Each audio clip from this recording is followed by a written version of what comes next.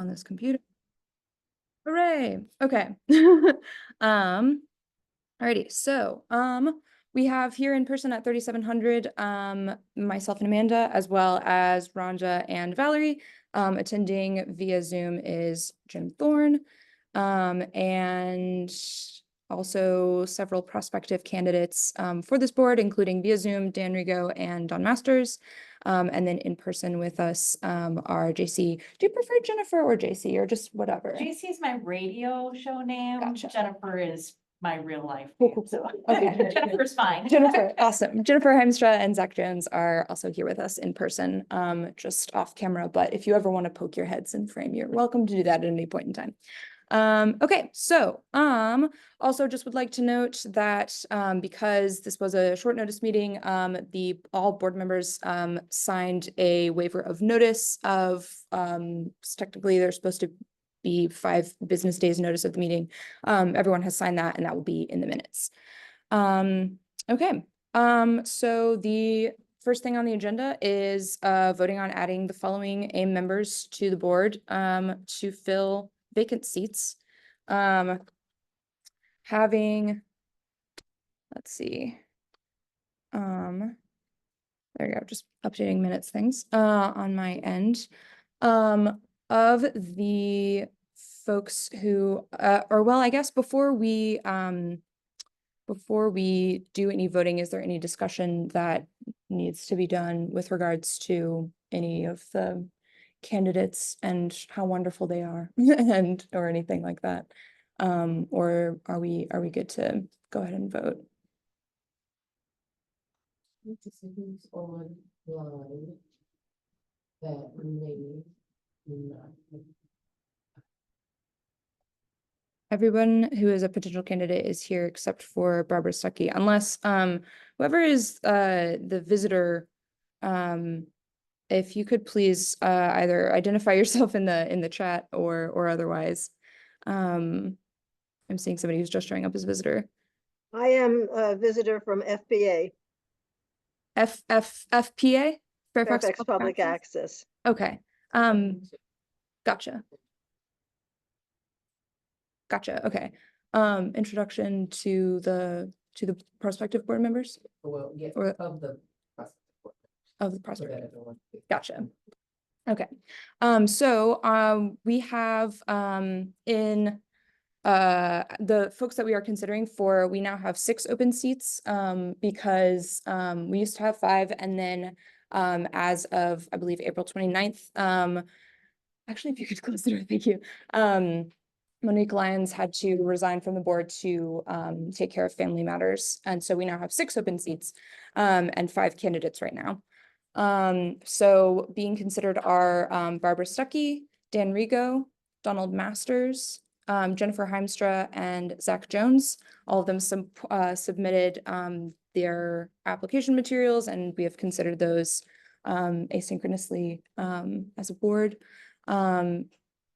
And I guess if any of the candidates would like to say anything, I mean, we've all reviewed your materials, and I'm fine with proceeding to vote for everybody.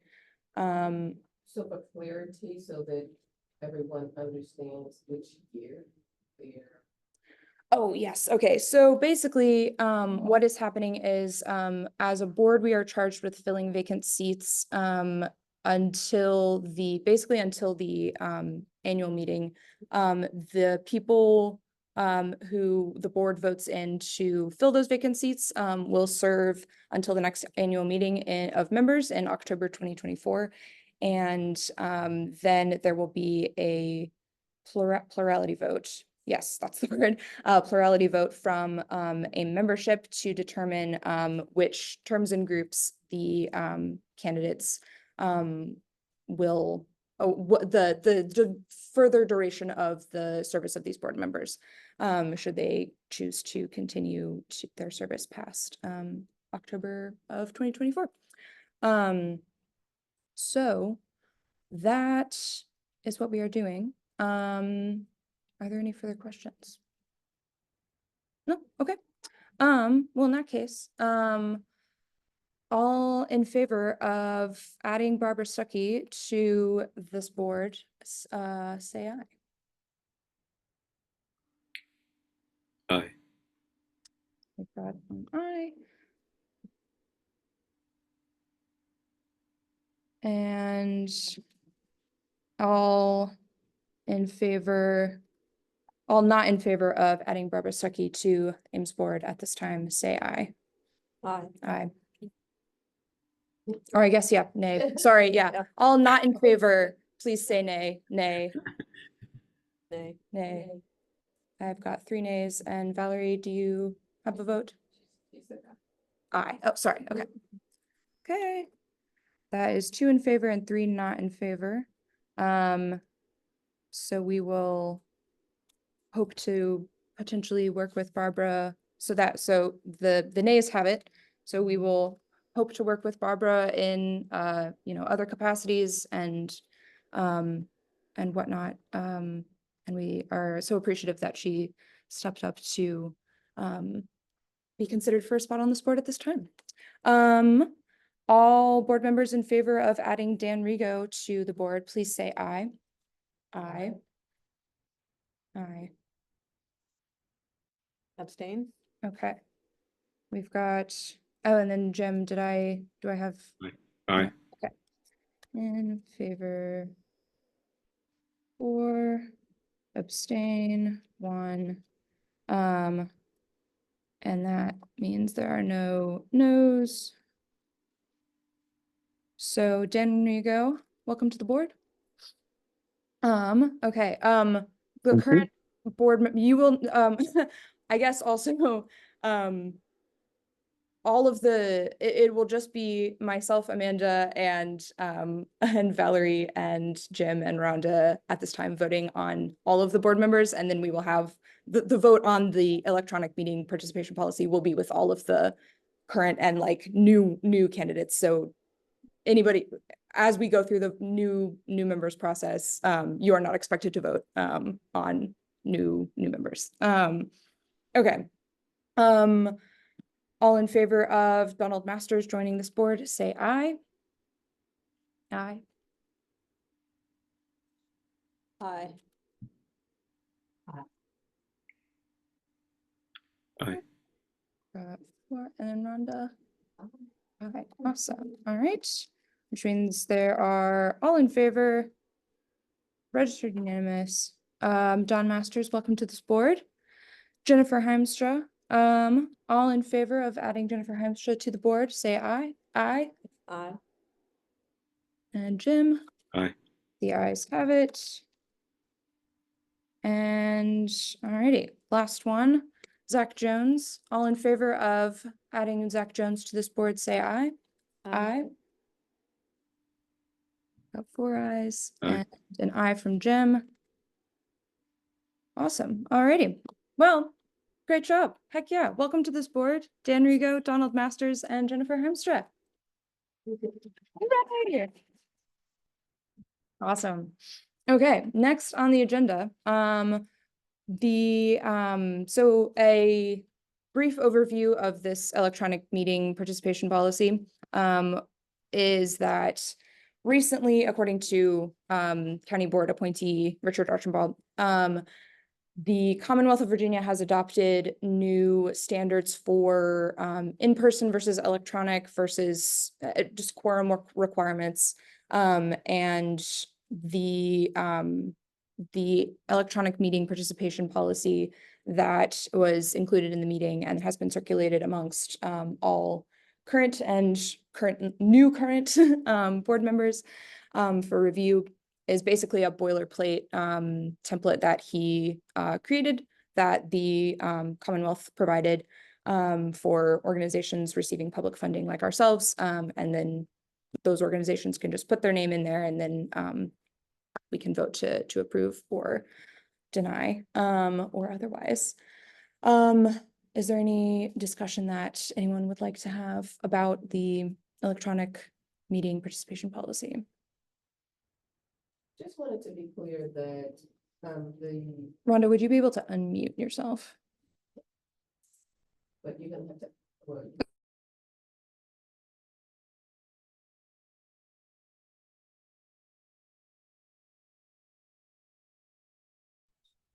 Yes, okay, just wanted to cover at least the highlights of what this policy is requiring.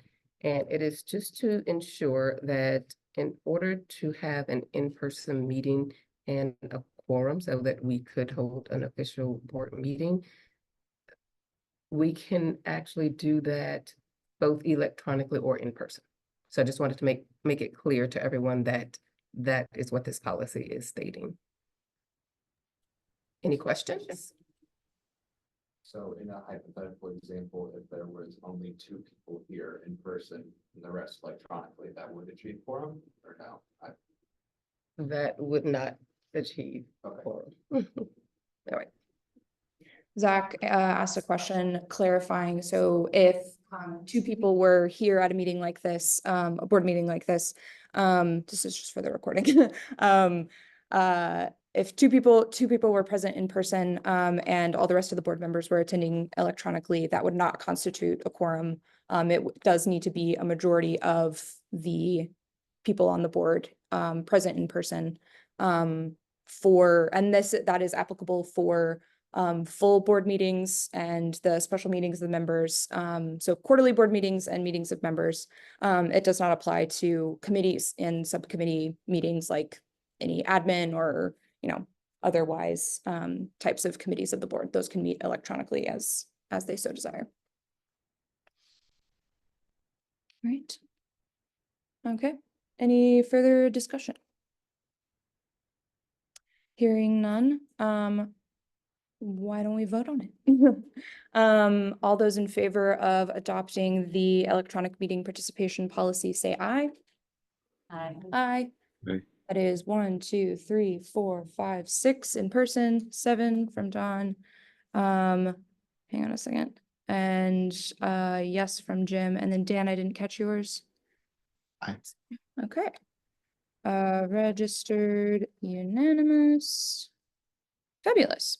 Okay, and then I need to pull up my email really quick because Richard had some updates for us with regards to the lease at 3700.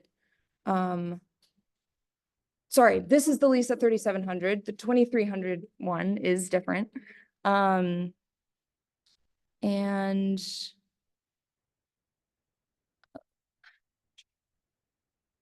sorry. Right.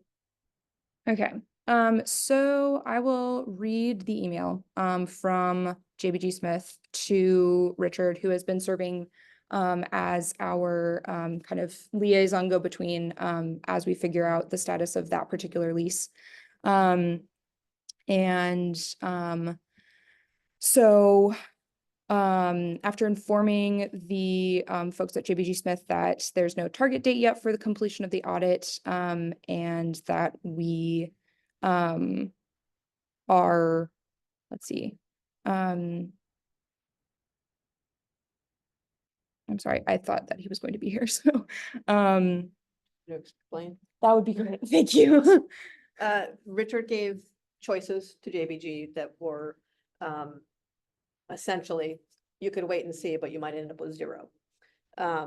Specifically, what he said was that the best case for JBG would be that the January grant would come in, which would be about 126,000, and that the next fiscal year, starting in July, would fund even more at 260,000. But the worst case would be 0, and that is that's not a fiction, that the worst case could happen.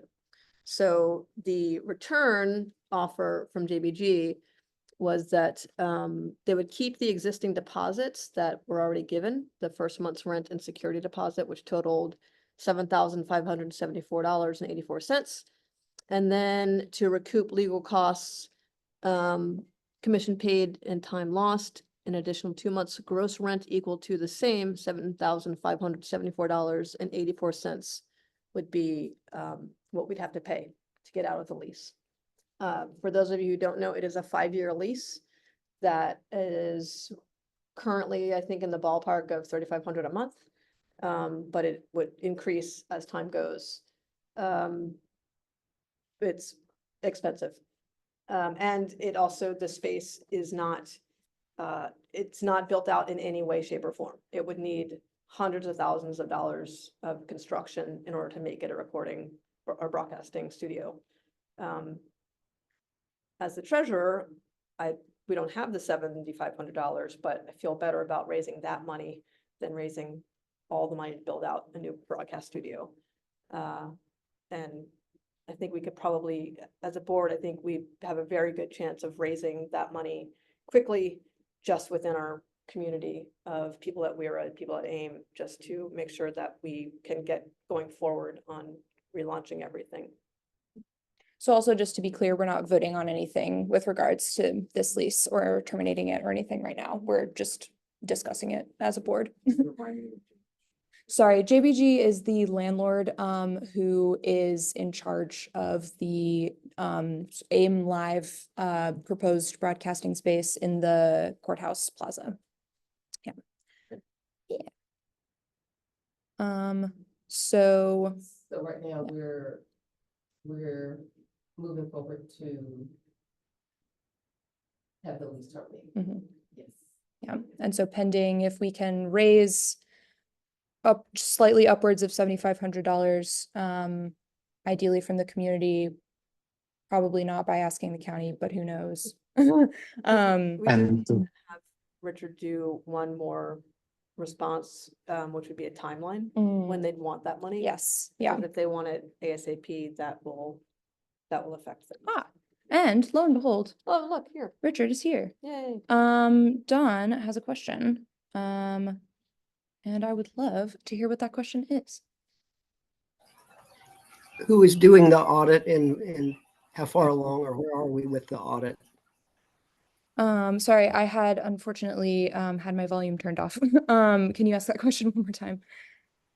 Who is doing the audit and how far along are we with the audit? The audit is being conducted by RSM. I don't know what that stands for. It's their county contracted. We are perhaps about halfway. We are eager to get a preliminary report. And I'm hopeful that with this new batch of documents, they will be in a better position to give us the preliminary report. But we're in, I think it's been about 4 whole weeks now. I think we got the letter at the beginning of April. And this is normally what would take, maybe 6 months. Whoa. So they're moving pretty fast. Wow, yeah. Trying to help us out. So That's amazing. So yeah, no concrete date on when the audit will be completed, but hopefully soon. Order of business that I definitely wanted us to cover is, Ted has been gracious to write up. Sorry, Rhonda, could you please unmute yourself? All right, thank you. Yeah, so the other order of business is to discuss WERA and the way ahead. So Ted has been gracious to write up what we call the steps to move forward. And with this information from JBG, that we can potentially terminate the contract, then it can help the board further solidify the location, which we can absolutely have that conversation at our meeting on the 29th, because that way we will know more specifically what we need to be able to make an informed decision on what the location of AIM will be. And there are some other steps that need to take place along the way. And Amanda can speak to what would need to happen at 2701 to move forward. At 27-1? Oh, yeah. I know what we're getting into. So, Wilson. at the former location at 2701C Wilson Boulevard, there were some items that were left behind because it was unclear where they could go. So we are going to approach the landlord and ask for permission to do a one-time sweep of cleaning out things, which I think they will, I hope they will like, Mhm. because it was, I don't think any landlord likes stuff to be left behind, but a few of the things will require going up onto the roof of the building. There are some antenna that got left behind. So it's gonna be a little bit of a coordinated effort. However, I think that AIM has done a good job of having a good, ending things with the landlord in a good way. So I'm hopeful that we'll be able to get that taken care of. Awesome. Yes, I will. So for All that right, effort, so thank you, Amanda. And the only other item to document for this meeting is our first fundraiser. So I'm over the fundraising committee, and there have been about 3 people who have responded to our request for fundraising assistance. So Kim Phillips was one of the people, and Kim actually created a flyer for us to host an event titled Voices of Arlington. And so Jim brought this up, and what we will have to do with this particular event is really break it out to make it, for example, Voices of Arlington live podcast recording. So when Jim brought the idea to the board, it was Voices of Arlington, where we interview local authors who have their books on the shelves of the Central Library. So I visited the library, and it's probably over 100 authors that have their names, they have their books there, including Jim. So congratulations, Jim, on having Thank your you. book there. I did see Thank it. So I just took pictures, and it's easy to just create a Google form to just invite. I will say the numbers is if you ask 110 may answer, and of those 10, maybe 4 will show up. So I will take the lead on getting the authors, and this will be a podcast that we will host on the 23rd of May. So we were able to secure the Black Box Theater for this event. When we talked about it at a strategy session, Diane, who is our another county appointed board member, suggested that we do a ticketed event. And so instead of charging a specific price on the tickets, we're just going to ask for donations for this first one. And we understand that people do like to attend live recordings. So we're going to just host a podcast where Jim is going to ask 3 or 4 authors their experience on being an Arlington author and talk a little bit about their books. And we're going to record it and then potentially offer a podcast class with another volunteer, Ulysses, who is well-versed in hosting podcasts.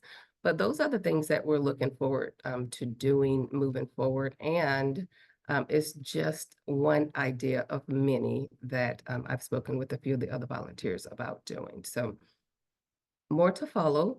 Just wanted to bring the information up this evening and let you know that we do have some volunteers, and we will be charging for this event, and we're going to have our first fundraiser in, I don't know, since I've been here. So this will be exciting. It's be fun.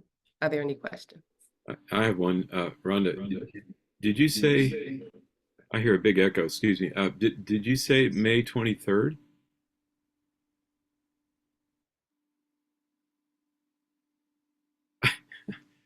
Now I can't hear anything. Heavens above, sorry, technical difficulties. Okay, Jim, please ask your question one more time. Thank you. Did Rhonda suggest May the 23rd is the date for the event? Did I hear Yes. that right? May 23rd, yes. Okay, good. I'm here. I'm going after that for the weekend because that's Memorial Day week. But anyway, yes, thank you. Awesome. Yes, Jim, thank you.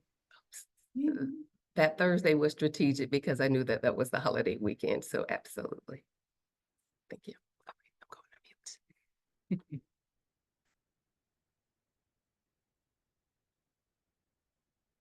Okay, alrighty. Okay. Is there any further business? I do not believe so. This was definitely a short, sweet, and simple meeting. But we will be having our admin committee meeting, which is open to board members who are even not on the admin committee meeting, highly recommend you attend just to get a sense of what's going on. That one will be on Monday, the 13th via Zoom, and then our next public board meeting will be after the fundraiser on the 23rd, our next public board meeting, which will be our quarterly board meeting in the Black Box Theater at 3700. Will be in person and via Zoom. And that will be on Wednesday, May 29th from 7 to 9 p.m. And with that, at 7:31, shall we adjourn this meeting? We shall adjourn. Alrighty, folks. Thank you all so much for attending. Have a wonderful rest of your day and welcome again to our new board members. Thank you all so much for being here. Alrighty, take care, y'all. Okay.